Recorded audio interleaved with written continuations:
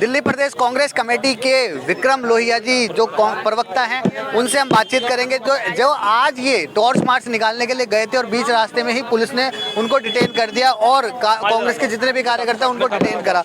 और इसी सिलसिले में हमारे साथ बातचीत करने के लिए दिल्ली प्रदेश कांग्रेस के प्रवक्ता विक्रम लोहिया जी भी मौजूद है। सर, किस प्रकार से देखते हैं कि दिल्ली पुलिस ने पहले ही आपको डिटेन, मतलब देखिए, मैंने पहले ही कहा, जब जब मोदी डरता है पुलिस को आगे करता है।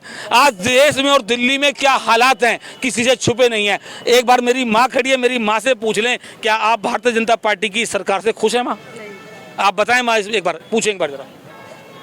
नहीं, आपको एक दुआ याद आ रहा है, खाने को रोटी नहीं है, पहनने को कपड़ा नहीं है, रहने को घर नहीं है, कहने को सारा जहां हमारा है और हिंदुस्तान हमको सबसे प्यारा है। और भी यहाँ पे जो कांग्रेस के राष्ट्र प्रवक्ता हैं वो भी मौजूद हैं यहाँ पे, उनसे भी बात करेंगे। तो मैम, आप किस तरीके से देखते हैं कि जैसे ही आज हुआ, नरेंद्र मोदी सरकार डर रही है, सच्चाई से डर रही है और इस चीज़ से भी डर रही है, एक तो सत्ता से चिपकी हुई सरकार है, उसे लगता है कि जन हमारे से खिलाफ ना हो जाए, तो फिर मोदी जी अगर उनके खिलाफ जनता हो जाएगी तो वो कैसे 8,000 करोड़ के जहाज में उड़ेंगे, कैसे 10 लाख का सूट पहनेंगे, कैसे वो 3 लाख का अपना घड़ी पहनेंगे, कैसे 60,000 का चश्मा लगाएंगे, कैसे वो 1.5 लाख का पेन रखेंगे।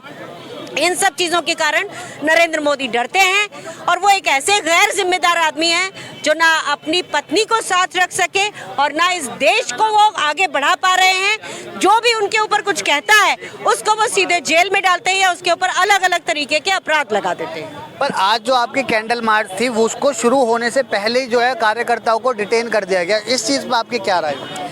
ये तो और भी साफ दिखाता है ना कि तानाशाही चल रही है इस देश में, जिसके बारे में बार बार कहा जाता है। विश्व के रिकॉर्ड जो अखबार हैं वो लिख रहे हैं कि हम लोग जो हैं चुनी हुई ऑटोक्रेसी हैं और ये सब नरेंद्र मोदी खुद इसको साबित कर रहे हैं, प्रमाणित कर रहे हैं। और ये शर्म की बात इसलिए भी है कि इस समय भारत G20 की अध्यक्षता कर रहा है, अपने आप को मदर ऑफ डेमोक्रेसी कहता है, पर कहीं पर भी एक नॉर्मल लोकतंत्र में भी सत्याग्रह होने दिया जाता है और प्रधानमंत्री अपने ही खिलाफ खुद गवाही दे रहे हैं। और वहीं पर इससे एक अलग हटके सवाल लेना चाहूँगा, जैसे कि प्रधानमंत्री हैं और केंद्र सरकार के जितने भी मंत्री हैं वो ये चीज़ कहते हैं कि एसटी जो समाज है उसका कहीं ना कहीं जो है अपमान किया गया है कांग्रेस द्वारा। ऐसी कौन सी बैंक है जिसमें केवल क्षत्रियों का पैसा होता है? कौन सी बैंक है जिसमें केवल दलित का पैसा होता है? कौन सी बैंक है जिसमें केवल ठाकुरों का पैसा होता है? कौन सी बैंक है जिसमें केवल आदिवासियों का पैसा होता है? भाई, बैंक में तो सबका पैसा होता है, ओबीसी समाज का भी पैसा होता है कि नहीं होता है?